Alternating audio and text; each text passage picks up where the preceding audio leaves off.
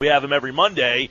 He did pick the Giants to win that game, so we'll have to talk to him about that as well. Why did the Eagles dominate the Giants? We'll bring Casey Joyner, ESPN.com, NFL Insider, at Casey Joyner, TFS on Twitter. He joins us now with a little quick look back at that game, what went right for Philadelphia. We'll talk Bradford with him, and the matchups you need to watch in this week's key games. Casey, welcome back, pal. Hey, good to be here.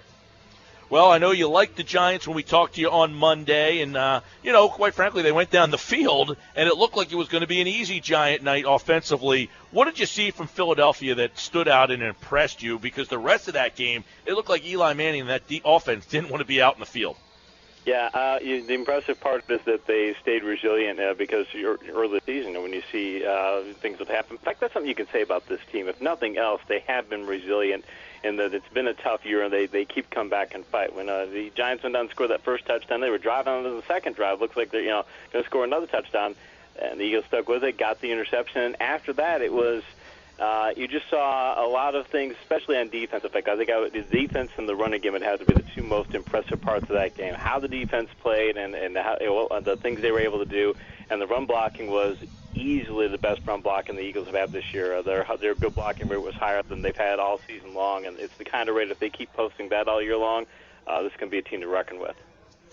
Defensively, as you just mentioned, they seem like clicking on all cylinders, and Fletcher Cox, and he has become a force. I always talk about a game plan. Teams are starting to have to game plan for. But let me ask you about Billy Davis in the scheme. It seemed like they were playing well, but we were still kind of questioning his scheme. Is he doing some things with that's making this team better? Yeah, I mean, let's see the number here. They've got Philadelphia in this game. The Giants had 38 dropbacks. They had 3 sacks. Philly did, and they had 7 quarterback hits.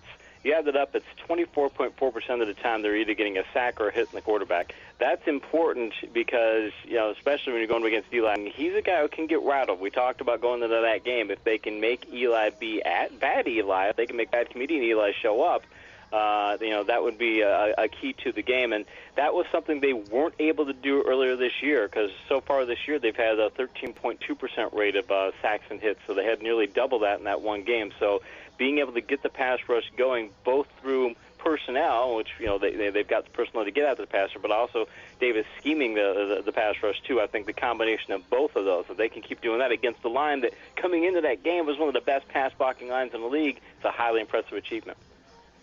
Casey Joyner's with us here, and obviously Sam Bradford's been a big topic of conversation. Number one, what did you see from Sam Monday? He really struggled, 3 picks, and Chip Kelly said today it seems like he's not letting it loose, he's not letting it fly. A lot of people asking about the mental. Give us to it straight. What do you think you're seeing from Bradford, from a guy who was pretty supportive of Bradford? The thing about him, it's the accuracy, and that's what's troubling me more than anything else, the accuracy and the lack of confidence at times. Because on the 3 picks, I didn't grade any of the picks or any of his passes as bad decisions. I mean, the one was a bad overthrow. The other was on the pass to Ertz where Collins out jumps him for the interception. He probably should have thrown the ball a little more to the outside, dropped it in the bucket a bit more, but that's not a bad decision. Again, that's an inaccurate throw. And then you have the one where Cooper just cuts off his route for whatever reason, and Bradford throws it downfield. That's probably on Cooper. It's a miscommunication. So when you look at those, no bad decisions. You got to like that, and being able to hit a few vertical passes, you got to like that. But it's just you want to see consistent accuracy, and that's one thing coming into the NFL, and something he's done even during his years of the Rams. You could always say Bradford was accurate. It was never an issue for him. So that's the most concerning thing, is that we're not seeing the accuracy out of him that we saw in past years. Yeah, that is, and I agree. When he was billed over here, it was the accuracy and the fact that he made quick decisions, got the ball out of his hands, and was accurate with it. He's not doing that right now. Do you think that it's more on Sam right now, that the problems that this offense is having is more on Sam Bradford, the quarterback?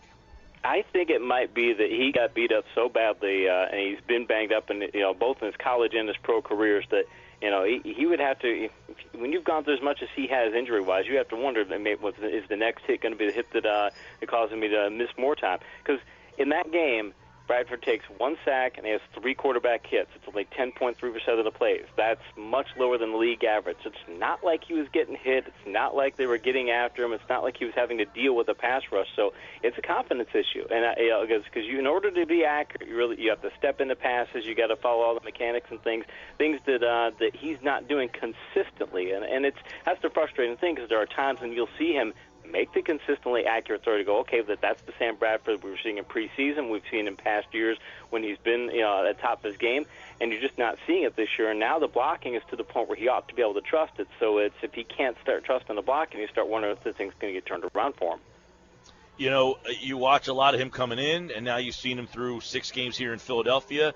You said it's a confidence issue. How about talent? Are you seeing less talent? Are you seeing a guy who's just not the same player post 2 ACL surgeries? What do you think from the talent? It even seems like he's not throwing the ball with the same velocity, or doesn't have the same zip on the ball if you're here in Philadelphia watching.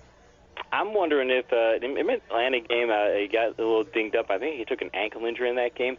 You got to wonder if maybe he is just a bit banged up. And this is a guy who, the one knock on him over the years has been durability, and can he stay healthy? And he's obviously out there on things, but if he's a little banged up on things, he's the sort of guy who can fight through that. Because again, when you see the kind of run blocking they had in that contest, when you've got they've like 52.4% good blocking rate. That's a fantastic good blocking rate. It's like the best they've had all year. And if you can have that kind of good blocking rate in a Chip Kelly system, your quarterback ought to be able to have, just his pick of big plays, because then you're really got the other team playing the kind of game you want to play. So you're in the 6th game, and you still, when you're getting good blocking now, it's not not the offensive line issues they had at Dallas. This is you're getting good blocking, and you're still not able to do it. Some of it's on the receivers, and and some of it's on other things, but. Right now, Bradford, it's like if he can't play that sort of game, I'm not saying you start Sanchez or you're thinking about making a change, but at some point, if he's going to be inaccurate in things, maybe you think, well, if I get assistant quarterback out there versus this guy's up and down, maybe that's going to be the better move. Yeah, and that's been a big topic here. Do you make the change? And I wonder, at what point do you owe it to this defense, which is playing at a pretty high level, to say, hey, you're just making too many mistakes. When is enough enough? When you start losing, if they've lost them in that game, I think you make the change as long as they can keep winning. And because you can even coach them to the point to say, hey, if you're not as accurate as you were in past years and things, then there are certain throws that maybe you don't make. Maybe don't call pass over the middle, led to that first interception. When it comes to Ertz, tell them err on the side of caution. Either get it way out there in the bucket and overthrow them. Don't try and make it a jump ball. Either make an accurate pass or throw the ball out of bounds and things. Maybe you do that. And maybe let's say he is banged up. Let's say there is a banged up issue. Okay, well, if you sit him for a week, does that solve the problem? Because if that's the case, sit him for a week or 2. Get him healthy and then get him ready for the stretch run. There are different ways to go about this. I don't think you give up on the guy, but there are ways to coach him up and ways to get more improvement out of him. Because, like I said, if they keep getting that run blocking they got against what have been a good Giants run defense coming into that game, they're going to be able to run this system, and that's going to be a huge plus for this team. Casey Joyner's with us here, and, you look at what the Eagles did against the Giants the other night. It was not an offensive masterpiece, but they put 27 points on the board. 7 came from the defensive side of the ball. But what did they do well that they can build on? Like I said, they got the running game going. That was a big thing. The run defense did a pretty good job, too. They had a 2.5 mark on what I call good blocking productivity. Measures, it takes good blocking rate and good blocking yards for intent and combines them into a single number. 3.2 is the average for the league, and if you can get 2.5, I almost sound a bit arcane and things. If you're getting at that level, you're getting into an upper-tier run defense. It means that you're probably not giving up not giving up much rushing on a consistent basis, and you're not giving up big gains. So if you can combine the kind of run blocking they got on offense with a defense that could stop the run like this, you will force other teams into being pass-first offenses. And if that happens, now you really can keep that 24% pass rush that they got going there, and you could start ball hawking and picking passes off. You can have your corners and safety start playing for those types of things. So, there's the Eagles, if it weren't for Bradford's performance, you would be coming out of that game going, wow, this is a team that's starting to trend upward and starting to be an upper-tier program. Casey, what about this week here? Number one, Philadelphia dominated the game against Carolina last year. They blew the doors off them. It wasn't even competitive. First off, tell me what's different about Carolina. It's Cam Newton. When you came into the season and looked at the receiving core that he has, they lost Kelvin Benjamin. You look at the receiving core they've got, you'd say there's no way they're going to be able to get any kind of offense going. They don't have great run blocking. They've got a running back who's got durability question marks, and the main target that they have is Greg Olsen, is a good tight end, but you can't have him being if he's your top receiver and everybody else is a step down from pass catching, you're probably not going to be in that good a shape. But Newton's been able to get quality numbers out of these guys. They've got a very good defense. Their running game has been better than anticipated. Stewart's been able to stay healthy. So, you start looking at all these things, and it's, you think early on that they play all these cream puff teams, but you go into Seattle, and even though Seattle's not what they were, to be able to do what they did against them, right now this is a powerful team. I thought they were a pretender early on, but they're a contender. This is no fake here. Yeah, I agree with that. I like them. I like them defensively, and as you mentioned, Newton, and he was hurt last year in the game. He obviously didn't look right in that game in Philadelphia last year. Let's start with Philadelphia's offense against their defense. They get Kuechly, they got Thomas Davis. They don't have a lot of names. Norton might be a guy that some people are starting to find out a little bit more about, but you like the matchup for Philly's offense against that Carolina defense. Hey, coming into the Giants game, the Giants had fantastic numbers against the run. They were able to stop the running game. Carolina's not quite as good. They're good. They're allowing a good blocking rate of just under 40%, which is slightly better than league average. But that's if you've got the Eagles' offense playing the way it did on Monday night, they will be able to run the football. And that's the thing. If the Eagles can turn this into a pace game, if they can establish the run and get the run going, I think that's a game that Newton cannot win.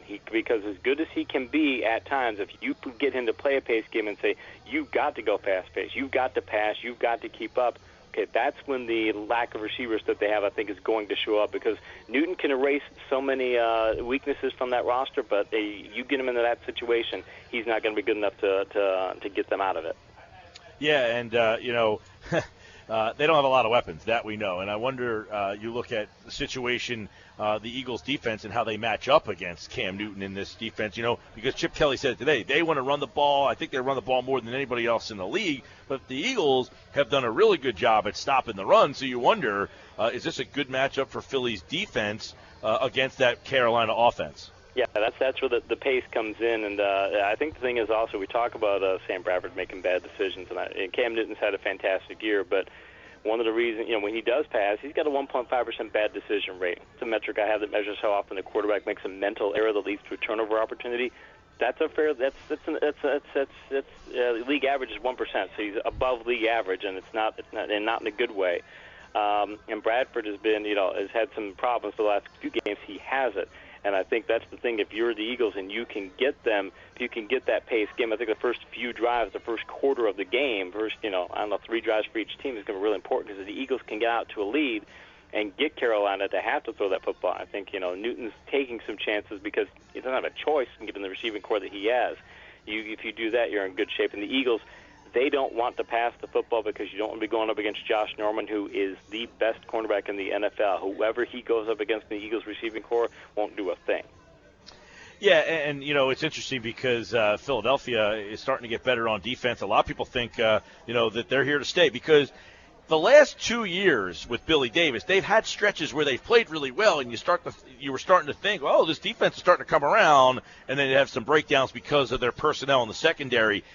Has that changed? Do you like their personnel in the secondary? Carroll and, of course, Thurman playing safety, and we know Maxwell, he's the guy with the contract, but is probably playing the worst of the 4 guys out there.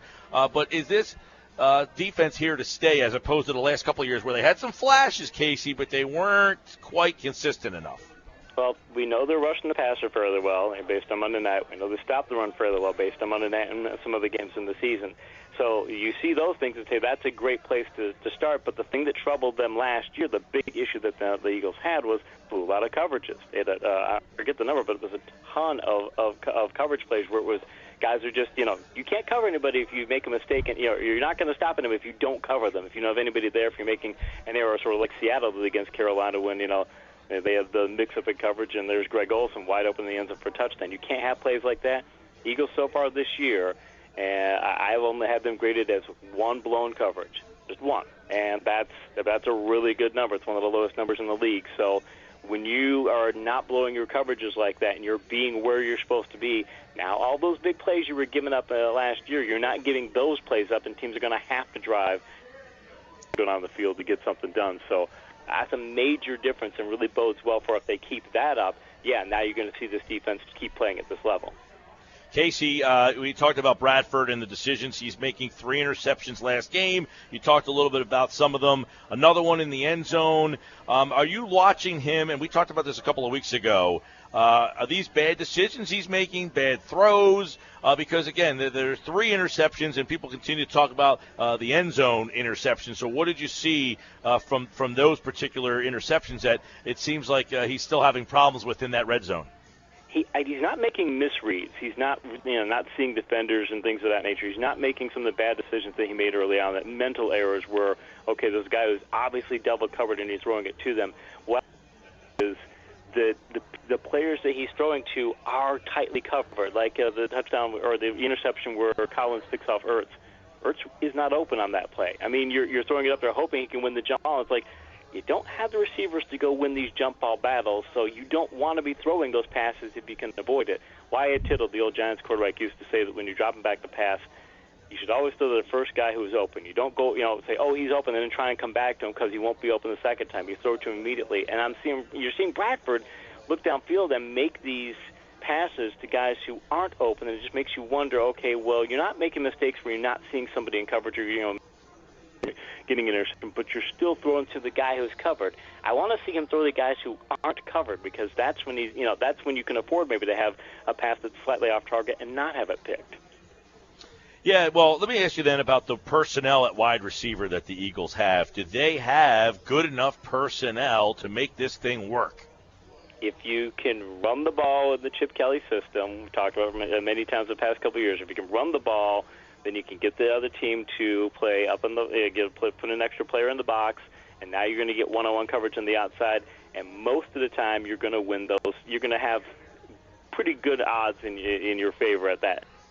Things you can do to get receivers open. If you're getting one-on-one coverage, you can do picks, you can do rubs, there are things you can do against zone coverage to get people open. There's a lot of things that you can do. But if you're looking at a matchup for this weekend, I mean, even if the Panthers put an 8th guy in the box and they say play man coverage again, if Norman's on, I don't care who he's on, he can go up against the best receivers in the NFL and slow them down. And against the Eagles, whoever they put him on a coverage for, if it's Matthews, if it's whoever, he's going to shut that person down. So the Eagles have to have a game plan for what do we do, because we don't want to be throwing balls against Norman, because he'll run them back for touchdowns if we do.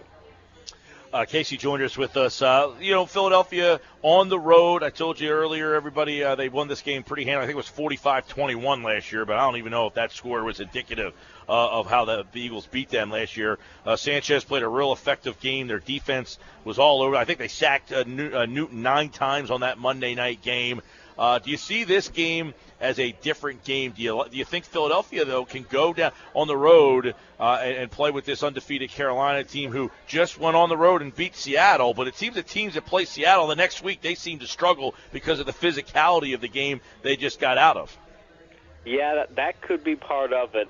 When I'm looking at Norman versus the Eagles receivers, it makes me wonder if the Eagles are going to be able to get much of a passing game going. Look, if you can get the running game going like they did Monday night, they could beat anybody. But I just look at it and go, okay, I don't know that you're going to keep the running game going. You got Bradford he's playing a lot worse than Newton, let's say. You've got Norman as a big difference maker. The Eagles have nobody in the league is anywhere really near his class. Only a couple of cornerbacks maybe in the NFL are close to what he is. So you start adding some of those things up, and as good as the Eagles' run defense has been, the Carolina Panthers have been running the ball fairly well. I'm just seeing a lot of things where I'm looking at it going, okay, I don't see a lot of things favorable for the Eagles, or I guess I'm seeing more check marks on the Panthers side of the ball. So that's what I'm trying to get at.